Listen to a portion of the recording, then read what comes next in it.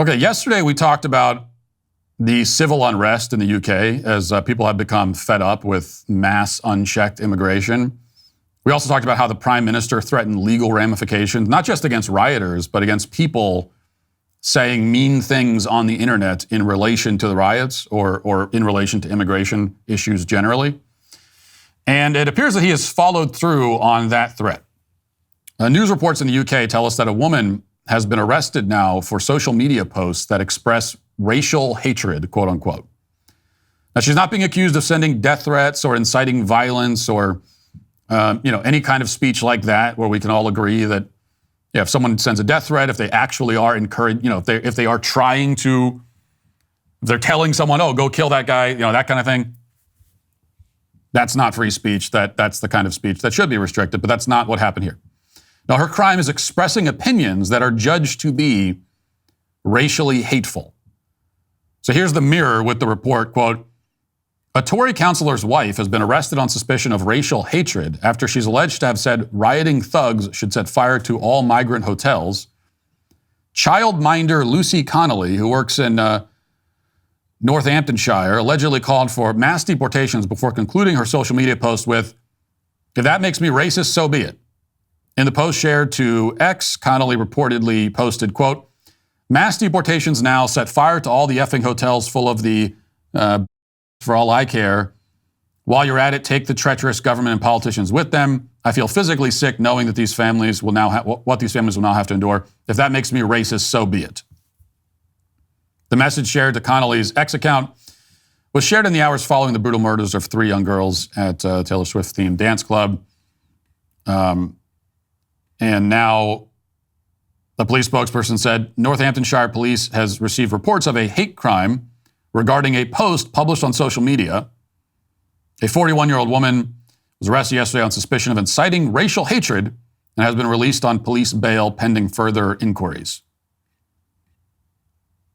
Okay, so first of all, by the way, childminder is apparently British for babysitter or like daycare worker. That's what they say for that. So the Brits, once again, insisting on having their own little cute phrases and terms rather than just speaking American, damn it, as you should. But more importantly, they're now arresting people and putting them in jail for having unapproved thoughts in the UK. And I say now, but this is not a new development. It's been going on for quite a while. We know that they don't have the First Amendment over there, and they don't really have free speech rights at all. But we are not immune from this kind of thing in this country. I know that we like to think that we are, but we've already had cases in America, people being arrested for tweets. And it's going to get worse. If Kamala Harris wins, if she ends up being president, whether she wins or not, the war on hate speech will be kicked into high gear. We can be sure of that. In fact, the category of hate speech, quote unquote, is designed to make this sort of thing possible. That's why things are categorized as hate speech in the first place. And we have already normalized that term in this country. And for the most part, at this point, there's no legal weight behind it most of the time. But it was always only a matter of time before that happens. And really, it started with the category of hate crime. Because what is a hate crime?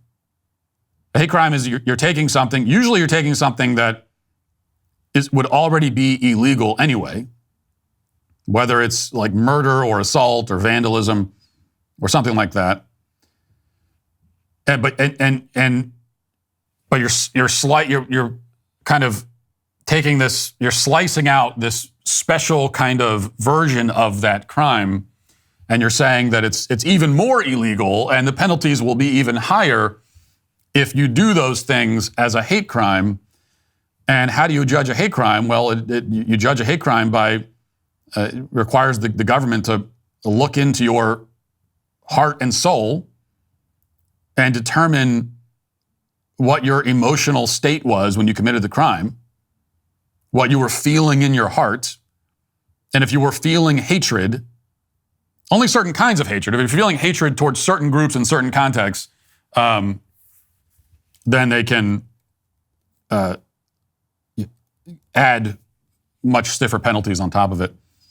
And so we've already set the precedent where the government can put itself in a position of reading your mind.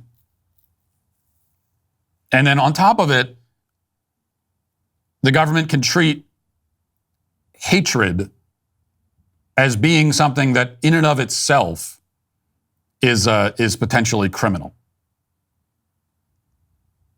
Now, we are, as I said, if you kill someone, beat somebody up, commit an act of vandalism or something like that, that's already against the law. It should be against the law.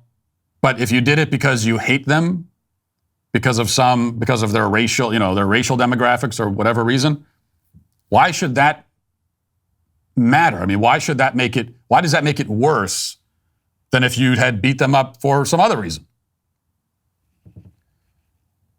Well, there's no reason why it should be, but once you set that precedent, then it's not long before they start locking people in jail for hate speech as well. Thanks for checking out this video. If you'd like to listen to my full podcast on the go, you can check out The Matt Walsh Show on Apple Podcasts, Spotify, or wherever you get your podcasts.